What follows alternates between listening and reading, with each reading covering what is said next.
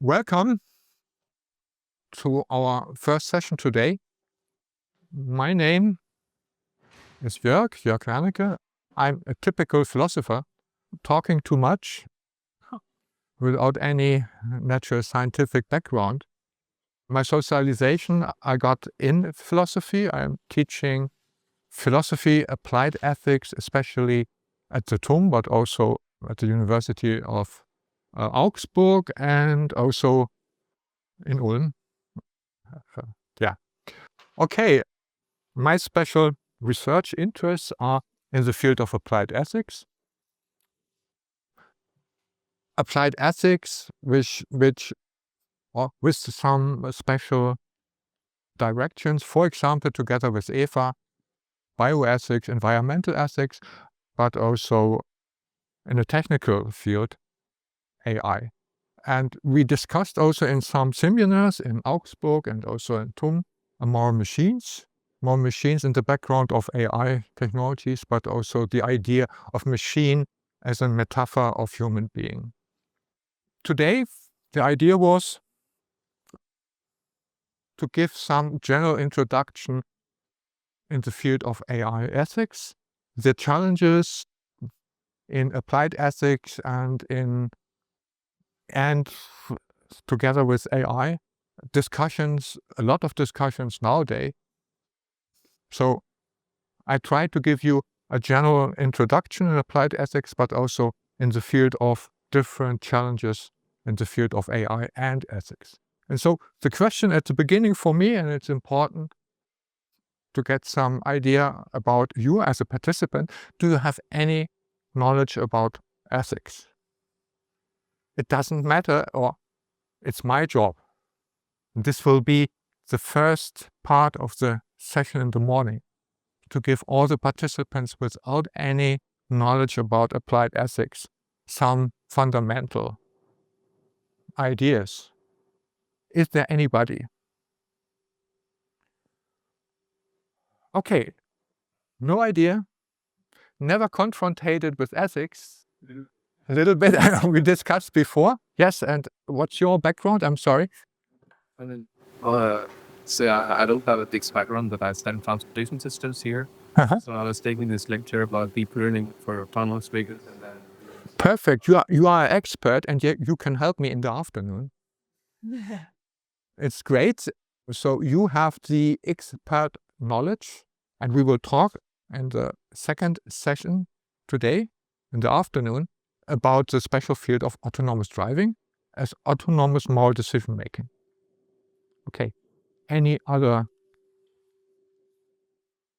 Okay, perfect. So perfect in the sense of it gives me the chance to give you some hopefully understandable fundamental knowledge in ethics. And so this would be the first part of the session today, of the lecture today in the morning, to give you some fundamental knowledge about ethics. Ethics in the special field of philosophy. Okay, so some general remarks. What are the topics of the lecture today and the goal? I'm not able in 2 hours to give you a different understanding of ethics and AI technologies. So the only possibility, and this is also a challenge for me personally, is to give you some overview in these different fields and to discuss together with you some applications in the afternoon session. The first part, I try to give you an overview about ethics. If I'm using any term what's not understandable for you, please interrupt me immediately. Don't wait. It's no problem. Interrupt me, please. Okay, so I will give some special philosophical perspective. It's a philosophical discussion. And for me, it's clear if you are a part or a member of the social sciences, maybe you have some other perspective, other strategy of argumentation. But for me, or my background is philosophy, and I will try to give you a philosophical perspective, talking about ethics and especially about applied ethics in the field of AI. So, typical for philosophers, a lot of question marks. So, one main goal of my lecture as a kind of introduction to applied sciences, applied ethics is, hopefully at the end you have also a lot of questions. Questions as an impulse for your further reflections. Okay. Initial thesis, it's only a thesis. Question mark, and this is a very famous thesis, famous in the sense of it's often used in the discussions in philosophy, in ethics, how to argument and what does it mean to be a moral person. I will read it for you. The capacity for autonomous moral decision making is what distinguishes humans from all other beings. This is a fundamental thesis in the philosophy of Kant. I'm not a philosopher. Kant is not my favorite, but I think it's important to recognize and to discuss this topic because it's a very important definition of a human person, of a human being as a moral person. This is a thesis. But what about moral machines? Moral machines in the sense of autonomous moral decision making by AI algorithms. These machines, a special kind of moral agents, this is the framework. These two questions are the framework for my lectures today as an introduction to applied ethics. So, a short overview about the topics. I will try to connect two ethical challenges, ethical challenges in the field of machine learning and machine ethics. And the background of this discussion, or my analysis, is the question, does this pose any challenges to our understanding of a human being as a moral person, as a moral human being? I think machine ethics is, especially in a philosophical perspective, a great challenge also for philosophy. What is our understanding of a person as a moral person? So here's only a very, very simple overview about different fields of AI. And we were talking about machine learning as a part of applied ethics in AI, different kinds or different ranges of successful applications, but we will talk about machine learning. And if we are talking about machine ethics, I think we should also have some understanding what it means, or what is the idea of machine ethics. And here is one typical and I think interesting definition or characteristic of machine ethics formulated by Moore. The ultimate goal of machine ethics, we believe, is to create a machine that itself follows an ideal ethical principle or set of principles, an explicit ethical agent. This is the general idea of machine ethics. So the question is, typical for philosophers, could a bot be a real moral agent? Question. The next question is, but what is a real moral agent? Or what is our understanding? Which understanding of a moral agent is ethically acceptable? What is the meaning of real morality? Okay, so a short overview about the two lectures today. In the morning, now I will give you some general overview about ethics, applied ethics, in the perspective of philosophy. We're talking about morality, we are talking about ethics, some general understanding, Also important in applied ethics are the question about normative implications in applied ethics. Also, we are talking about hopefully also the possibility to discuss justification and reasoning as a very important criteria of applied ethics and ethics. And indeed, at the end, also in applied ethics, we are confronted with a lot of challenges. And such challenges as responsibility. What is the meaning of responsibility? Risk, ethical implications of risk, how to manage ethically risks, and at the end, application, ethically acceptable applications. In the second lecture, in the afternoon, I will try to discuss with you together two, I think, interesting and important examples of an application of AI and the ethical challenges as a result of this kind of application. AI in medicine with a special perspective talking about bias. And the second example, AI and more machines in the background of fully autonomous more decision-making by autonomous driving. Okay, level 5. So, the question is, what is a real moral agent? Do you have any idea? What is a real moral agent?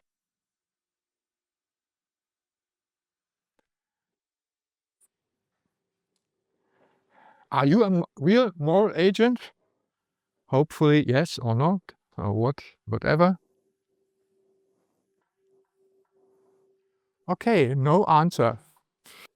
So, let us try a thought experiment, a famous thought experiment. And I think a lot of participants today has some knowledge about this example. Imagine it's a thought experiment.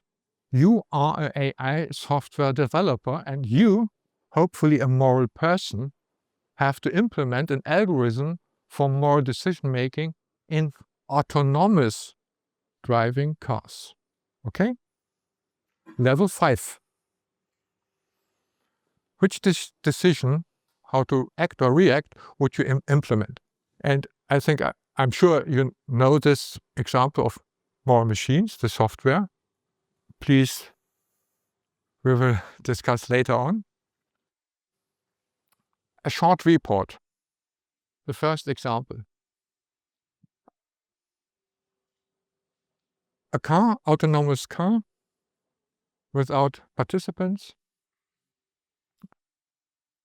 Yeah, no driver and so on. And you have two choices, only two choices. The first choice or the second choice.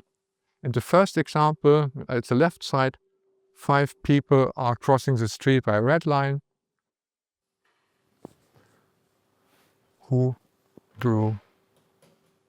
What's your decision? Straight ahead or leaving the lane? What's your decision?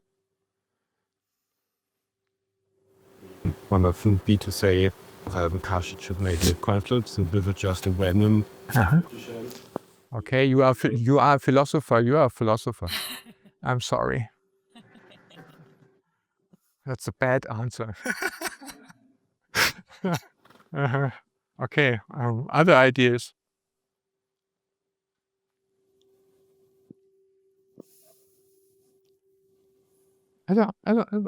Any idea? What do you think? What is your first reaction? In my seminars, if I ask the students, most of them told to me, okay, at the left side, they are crossing the street by a red line. They are acting against the rule. So, straight ahead. Okay?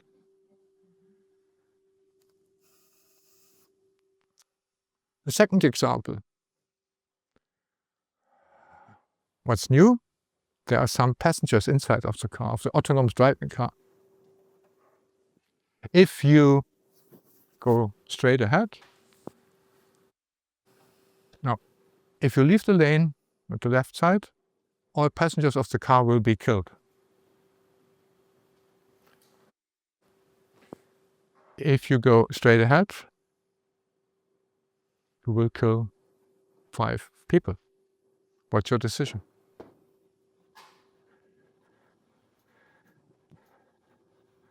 Okay, it's not fair, the question. Nobody would kill himself. Sorry. Please, can you repeat it, your question? I would say nobody will kill himself or herself. Yeah, okay. Yeah, indeed. So what will be your decision? Straight ahead, killing 5 people. Yeah. For sure, there's no dog. Yeah, indeed. And for sure, there's no dog. Indeed. Okay. It's not a philosophical answer. Ethically, no. Perfect, thank you. Third example, no passengers inside the car.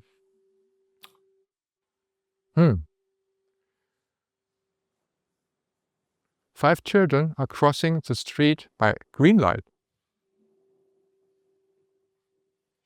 What's your decision?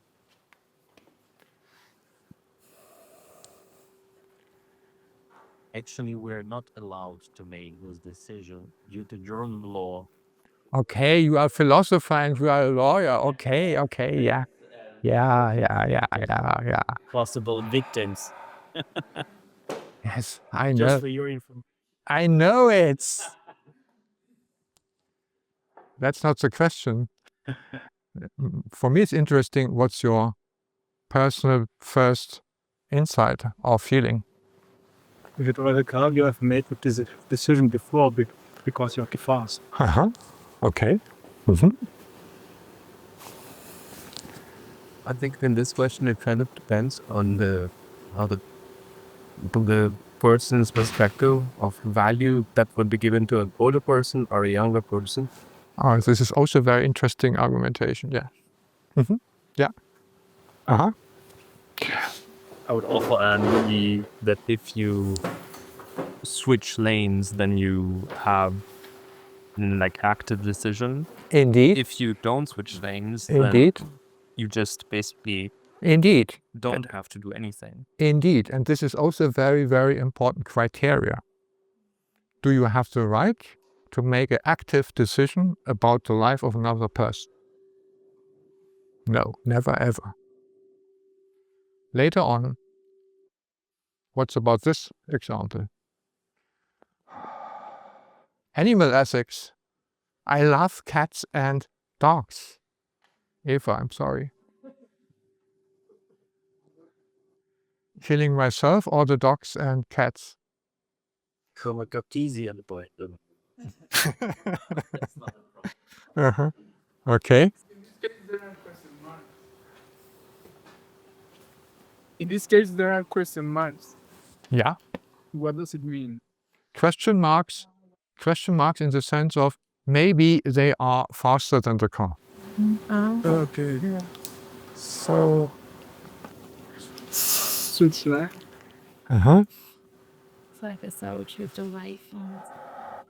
Okay. And what do you think? What could be your first reaction in a concrete situation? I was confronted in one case long ago, not with this special case, but I'm crossing at the night a road and suddenly a cat crosses the street. What do you think will be your first reaction?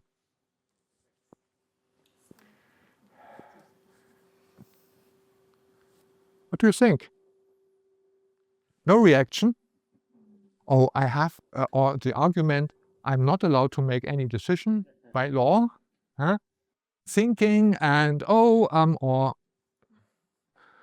call my lawyer. Is it allowed to?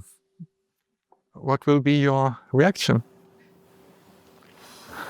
And if automotive club tells you just to go straight ahead or Hopefully. not to endanger others. Hopefully. Okay. I switched the lane, and in this situation, no car was in the other direction. In this case, maybe, I'm sure there would be some accident, and 2 human beings would be maybe killed. Okay, enough, I think. So the question is, and this should also, these examples should only be an illustration about moral decision making as a human person. And these examples are not fair examples, because all these examples in moral machines are examples of a dilemma situation. Whatever you will decide, somebody will be killed, or there will be some not acceptable moral outcome of the reaction. So it's not fair. But I think it's a good examples to give you a better understanding about the challenges if we are talking about applied ethics. So, what do you think? Was your decision a morally, ethically acceptable instruction? And the question is, why or why not? And this will be the goal of the first part of the next 35 minutes, to give you some general overview. Next step, some crucial knowledge about ethical argumentation in philosophy. Okay, and this is a very special philosophical perspective. For social scientists have some other understanding about social rules and ethics, whatever. I'm only able to give you some special philosophical understanding. Okay, in philosophy, we make a cut between a distinction between 3 different terms we are using: social and moral rules and ethics. We make a difference between moral rules as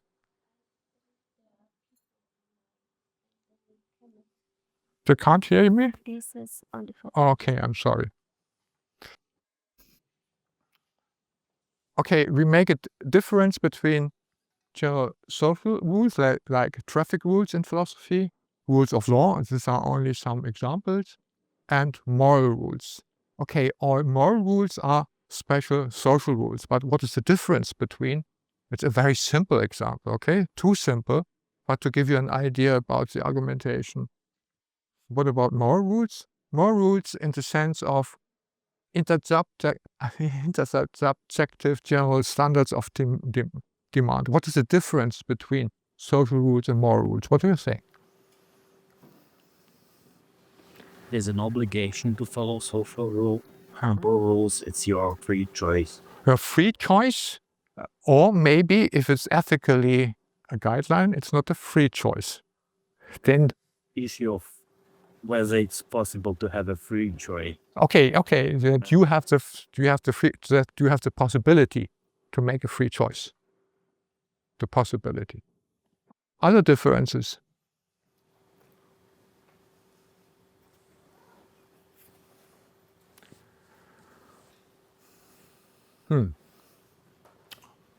What about general standards?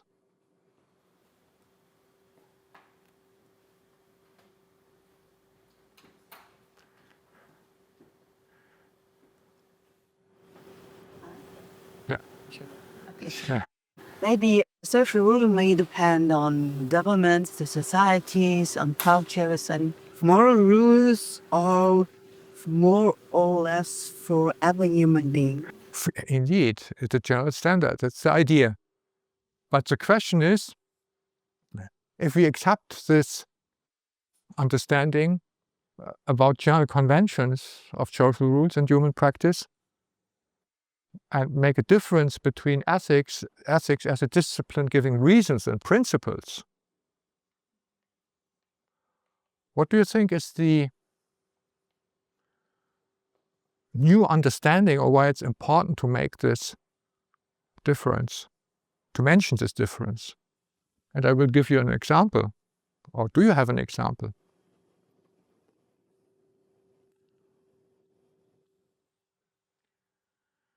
Okay, my standard example is, it's a crazy example, but a real example. Until 1972, every wife has to ask her husband, by law and by social norm, if she is allowed to work, to open a bank account. Until 1972. Crazy. What's the ethical problem?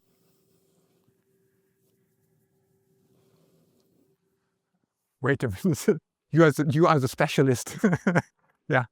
What's the problem? Die only muss the reckoning at the moment against the opinion of the man. So it should like gives the man more need.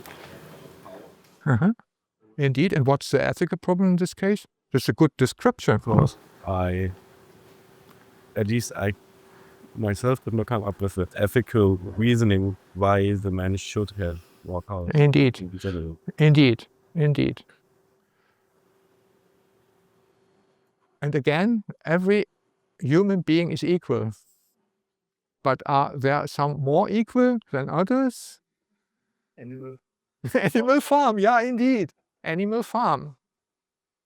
And so this is, I think, for me, a good example to illustrate that the question about ethics, it's not only a metaphysical question, it's a critical reflection about the acceptability or not inacceptability of moral rules or moral standards as general standards.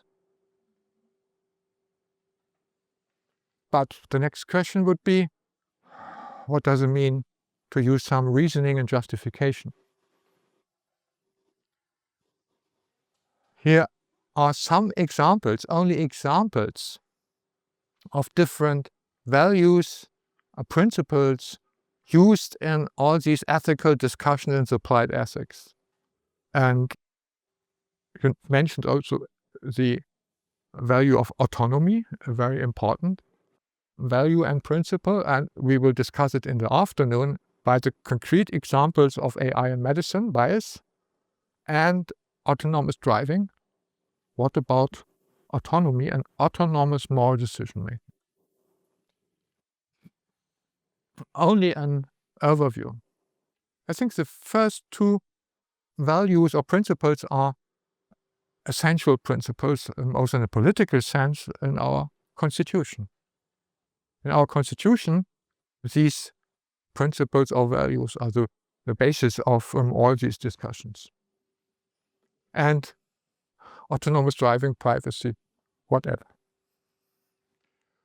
Here are some well-known examples of ethical principles used in the discussion.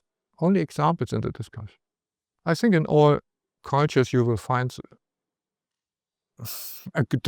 any kind of a golden rule. A golden rule, one should treat others as one would like others to treat oneself. This is a sentence of Epictetus, and this was a Greek philosopher. And also important in applied ethics for the kind of argumentation and reasoning and justification is a consequentialistic approach. A consequentialistic approach means the question how to act ethically depends on the ethical acceptable outcome of your decision. Very simple. And the utilitarian approach, founded by Bentham, a further development by John Stuart Mill, and nowadays they prefer some rule utilitarianism, is a kind of in calculus. Explicit written down by Bentham. The greatest happiness for the greatest number. If at the end the greatest happiness will be the outcome of the action or my decision, for example, implementing autonomous driving in the level 5 in a society, then for the greatest number, then we have to act in this way. The third one example, it's only an example for a so-called deontological strategy of argumentation. Deontological means it has no empirical justification or background. It's an abstract or general principle, not an empirical result.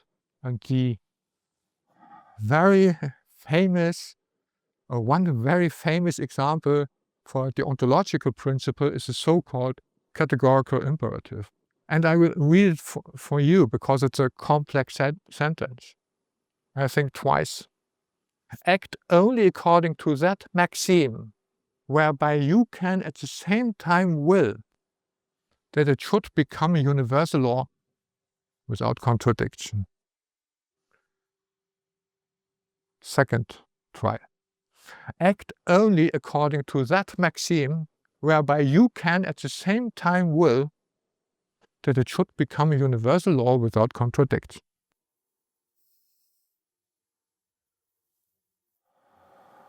Are there any differences between the golden rule and the categorical imperative? It's a typical question in an exam, philosophical exam. Is there any difference? What difference? There is a difference.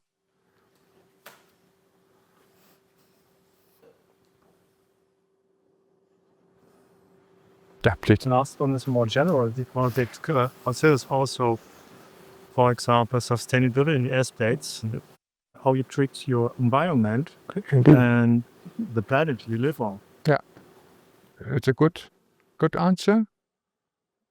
Other aspects? Okay, the golden rule has an empirical background. You have to check together by humans, by the interaction of humans, how I or the other person will react or act. It has some empirical basis. But important is to recognize. Yeah, I think the first one is more kind of subjective, so it depends on how I would like to be treated, but it could be controversial. Indeed. So it has some empirical implication, yeah, indeed. And the categorical imperative is a kind of an abstract principle. In every situation where you are confronted with the question how to act ethically acceptable, you have to check if your reaction, your decision will be against the categorical imperative or could be accepted by the categorical imperative. Okay? And the next, I'm sorry, the time, wow. I tested yesterday, but I'm talking too much. But I think the second translation of the categorical imperative is also important, fundamental, also in a political sense and a moral sense for our society. It's the so-called formula of the end in itself, because it includes a very important aspect to talk and to discuss the duties, the rights of a person as a human being. Act in such a way that you always treat humanity, whether in your own person or in the person of any other, never simply as a means, but always at the same time as an end in itself. People are ends in themselves. What does it mean? Do you have an example?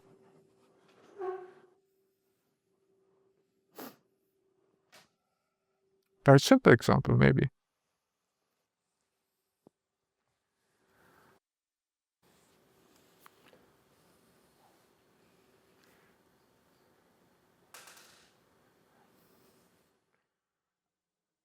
A very simple summary. You are not allowed in any case to use a person, a human being, only as an instrument.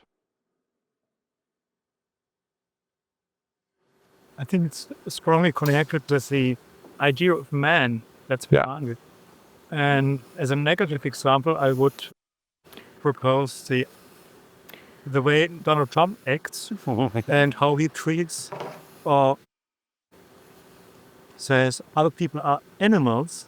Yeah. And that means he can act with them in a different way he acts with human beings. Indeed. What's your custom from your example? So in this, A little bit. I mean, in your example, you can calculate. You just Yeah. do that. Indeed. You. Indeed. And the last one is like it's your self-belief. Yeah. Claim. Indeed. Yeah. Indeed. Indeed. And so, talking about autonomous driving, in the afternoon, you are not allowed to make a calculus about the life of the people who would be killed. In no way. Indeed, and this is the difference. Okay, I'm sorry. It's only a general overview about different kinds of reasoning and justification used in applied ethics. At the left side, you will find some consequentialistic strategies, like the utilitarian approach or the contract theory, and at the right side, some typical and too simple examples of different kinds of different kinds of deontological strategies of argumentation. And Kant is using a transcendental, so-called in philosophy transcendental kind of deontological reasoning, in the sense of the fundament of his insights are rationality and the reflection of a human being. I think also in robotics, very important and interesting, virtue ethics implemented in robotics. I have no time, I'm sorry. If you have any questions about these argumentation strategies, we can discuss it later on. Okay, and if you have any interest in such discussions, and copy it and send it for the participants if possible. So here are some different kinds of more reasoning or ethical reasonings, strategies of argumentation. We talked about the consequentialistic approach, looking at the consequences, at the ontological, abstract, rational principles. But what is also important in all these fields of applied ethics in technologies and so on is the so-called social contract theory of morality as a kind of a social contract. Ethics of care is a very modern direction of argumentation. It's inspired by feministic approaches and deep ecology approach, and also a newer one, talking about environmental ethics, bioethics, and so on. Okay, what we are talking in this lecture, and also especially in the afternoon, is the field of applied ethics. Applied ethics in the sense of analyzing different spheres of technology, sciences, innovations, and try to give some ethical evaluation about the challenges implementing in a society, environment, in politics, and so on. And AI and medicine and bias will be an example in the afternoon, and autonomous driving at the same time. Okay, but all is clear, nothing is clear in philosophy. If we are talking and discussing applied ethics and try to implement it in technologies, in the engineering profession, we are also confronted with a lot of challenges. And I think the next 3 or 4 challenges you will find in every analysis, in every ethical evaluation of new technologies or innovation. It's a problem of responsibility, ethics of responsibility. It's the ethics of risks and the ethically acceptable application. At the end, it should be a part of your technology, of your innovation. Okay, and in the traditional ethics and philosophy of ethics, it was a concept about the social, moral interrelation between persons. There was a very anthropocentric perspective. No animal ethics, no environmental ethics, and so on. And it changed. It changed with the development of ethical responsibility at the end of the 19th, at the beginning of the 20th century. And responsibility means, ethics of responsibility means that's not only interesting to describe the interrelation between person, but also the aspect of responsibility of a company and the institution. For example. And why it's so important? Why it's so important not only to talk about responsibility in a personal sense, but also in a sense of an institution, of political institution, of a company, and so on. What do you think? Why it's interesting and important? And it's crazy that this started only at the beginning of the 20th century.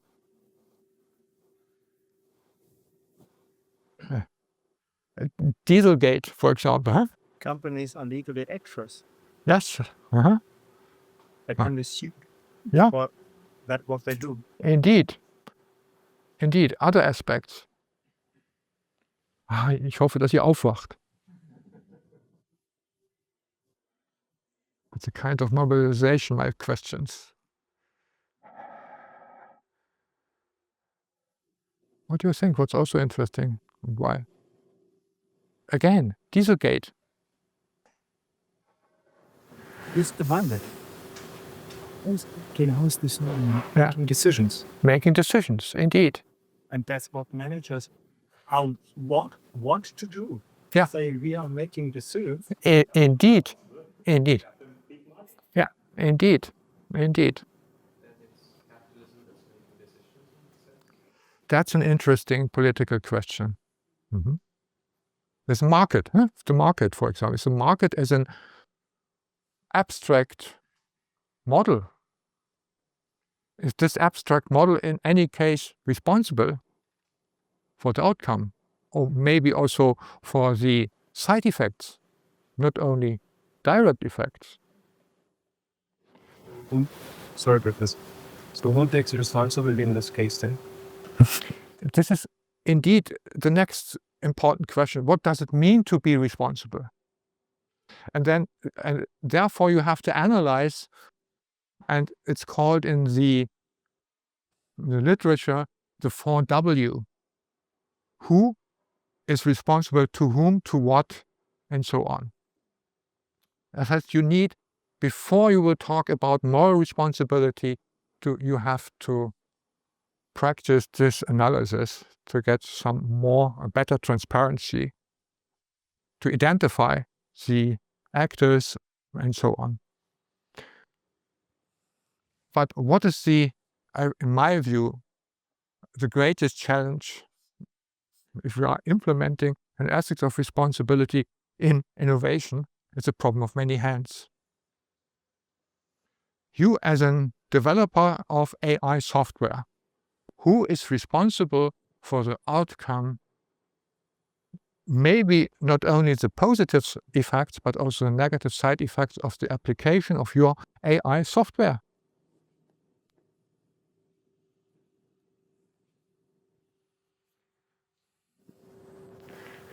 But it depends. If it's the It depends, indeed. if it's the code in the whole summary, it's the company. Yeah. If you make some very bad mistakes, Yeah. you choose your personal difficulties on under consequences or act against rules that you are personally responsible for, but what you are doing, and you can be sentenced for it. Yeah. Indeed.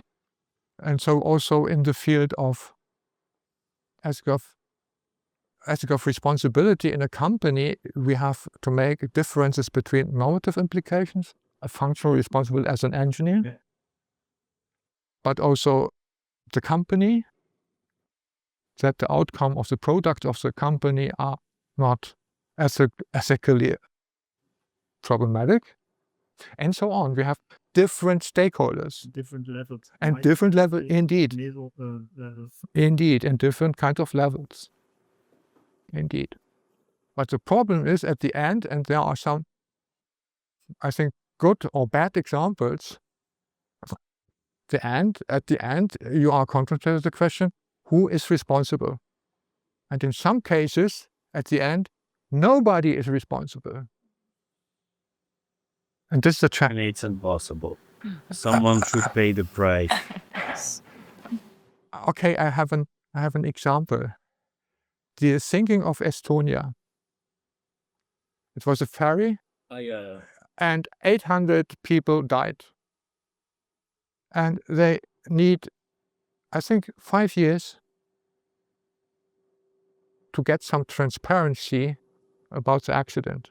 And at the end, maybe German law is better, but in this concrete case, at the end, nobody was guilty. Many were responsible, nobody was guilty. For example, writing some AI code today often made automatically by AI tool. I have a prompt and a purchase, and the machine writes the software code by itself. Yeah. But who's the author of the code? It's also a good example. Yeah. Do you now define responsibility only legally, like in the Estonia case? It was. No, it's also a good question. In a legal sense, there was nobody responsible, but in a moral sense, a lot of person or stakeholders guilty in a moral sense. Coming back to this distinction, legal or ethical, we have to distinguish between responsibility and accountability. Indeed, also, yes. And for me, the question of responsibility concerns also governments. Yeah. Then again, we have the questions. Is it possible to attribute responsibility to dictators? In cases of war, to not just defense companies, but who is the institution over these companies who decide stand? Yeah. Yeah. I have no answer. The next aspect for our discussions in the afternoon in the application area is the problem of risk, the ethical implications of risk. Life at the whole is a risk, a total risk. So we are please, yeah. I mean, if we admit that the machine has the agency, should they also take responsibility for themselves? And I just feel like maybe some company will say the users and customers will also take responsibility because maybe their behavior just trigger all this. Yeah, indeed. And what is the great challenge talking about risks? It's a good idea of the VDE to implement technology assessment before implementing it in a social context. And Grunwald, for example, we discussed it before, implemented also a second aspect. Technology assessment is important, but we need also an ethical consideration. We need ethical assessment and ethical risk assessment. So the question is at the end, are there any general ethical criteria to disclaim risk caused by science and technology? And two examples we will discuss in the afternoon are the problem of bias, gender bias in this case of AI in medicine, and autonomous driving. Are there any ethical general criteria? What do you think? What are your ideas? First idea. What are the negative impacts on the society? Yeah, indeed. And so Also, there's a discussion looking at new renewable energies. Is it ethically acceptable to integrate again nuclear power or not? It's a public discussion. Is it ethically acceptable to reopen our reactors or not? Is it ethically in a social context acceptable that we are developing better new technologies, renewable technologies, and so on? And this is a kind of an ethical risk assessment example. It's very simple, and two simple examples. Distribution between opportunities and profits and the distribution of risks in a society. Indeed, that's the last item. No, it's very important. It's a kind of a distributive justice. It's a question about social justice. So if we use AI tool, then that we get a lot of energy worldwide, and somewhere else in the universe, they use nuclear power plants to generate the energy. It's an unequal distribution of risks and opportunity. Yeah, indeed. And in many cases, so there's a small group with all the advantages of a new technology, and the greater group of a society has to accept all the negative risks or side effects. Okay, and here is a very famous example published in the last days in our newspapers. Autonomous driving car level 5 in Peking. And it's a police car. It's a police car checking the city of Peking. And what is, in my view, I'm sorry, my personal view, crazy, there are weapons on board. And the question is, the decision to use these weapons, is this case a kind of autonomous moral decision-making by the machine, or only a decision in the levels 3 in the background of a human being who allows or not allows to use the weapon?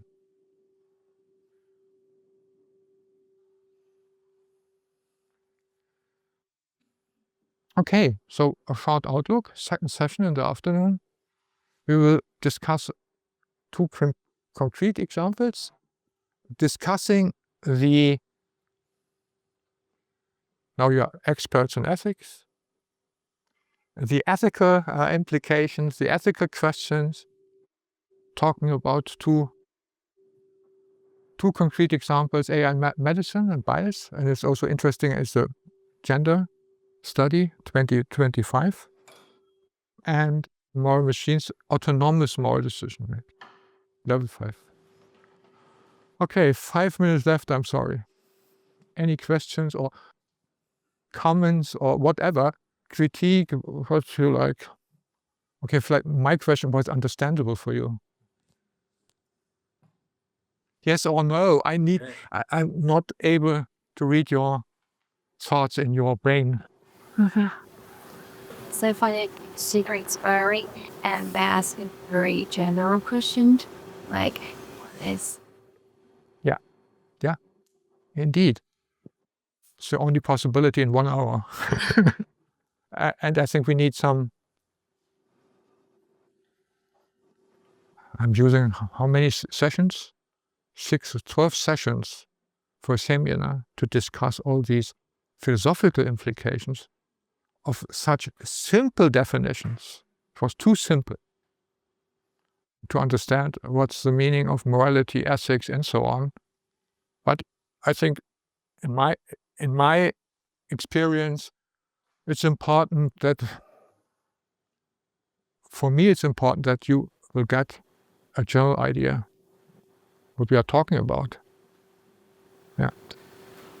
I think nowadays we have strong intercultural communication and community acting worldwide with people from other countries. Yeah. And companies are acting worldwide, but morality is strongly connected with the cultural context. Indeed. So the question is, from my point of view, how to find a common value or a set of common value that gives us a guideline to act and to behave. Yeah. And maybe you need something like a world ethos as created in living. But the differences in moral aspects is a source of some conflicts. So we have to discuss this for Indeed. companies. Indeed. This is a very important comment. Intercultural ethics, morality, and the developer of the software moral machines, if you visit the homepage, they made also an intercultural analysis of the results of the participants. And this is very interesting because there are intercultural differences, clear intercultural differences about the direction of the answers. There isn't cultural influence. The question is indeed, and this is a very philosophical question, is it possible to generate a general concept of a normative ethics? And Kant's try was a kind of a general concept for every human being, because every human being is able to reflect. This was his idea in the 18th century. But also this kind of philosophical argumentation has their special limitations. And one reaction, only one reaction, is the so-called a deliberative, pragmatic, transcendental approach by Habermas. Okay, it's very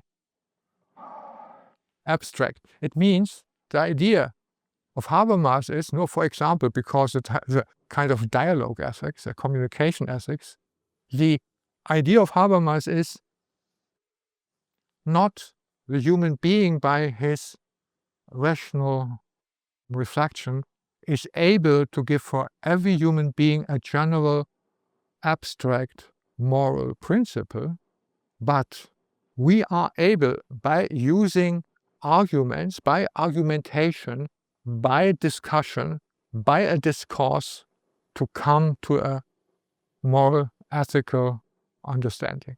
This is the idea of Habermas. And what is the background of Habermas? The background is that in every culture, in every language, in every different cultures, you will find some fundamental rational rules of argumentation of the language. In China, in Russia, in Germany, hopefully, and in Bavaria, I'm sure.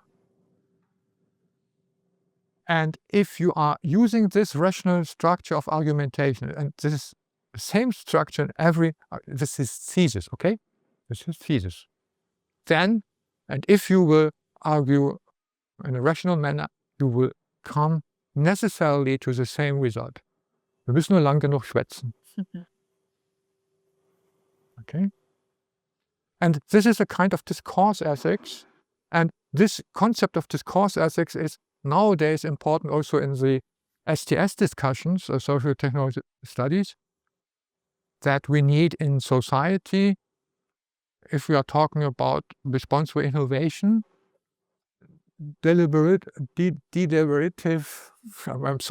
participation and deliberation of discussion. It's a political, it's a democratic idea that every participant has to be integrated by a discourse. I'm tired, I'm sorry. I'm talking too much, I think. Or any question, I'm sorry. Ich glaube, die Zeit ist sowieso rum.